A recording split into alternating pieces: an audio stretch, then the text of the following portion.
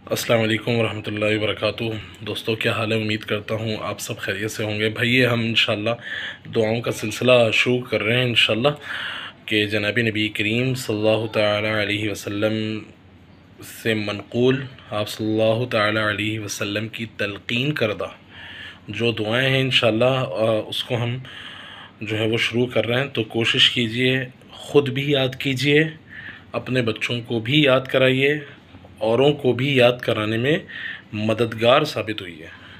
तो इंशाल्लाह उस जब तक दुआ याद नहीं होती उसको खूब देखिए, याद करने की कोशिश कीजिए और इंशाल्लाह हम इसका जो एहतमाम बोर्ड पे भी शुरू करेंगे इंशाल्लाह अनकरीब बहुत जल्द, ताकि उसको याद करने में और भी ज़्यादा आसानी हो। लेकिन जब तक दुआ याद नहीं होती, बार बार जो मेरी वीडियोज़ हैं उनको पॉज़ कीजिए, देखिए, फिर दोबारा देखिए, याद करने की कोशिश कीजिए और अपने बच्चों को याद कराइए और उसका एहतमाम कीजिए। इंशाल्लाह इसकी बड़ी बरकतें होंगी इंशाल्लाह।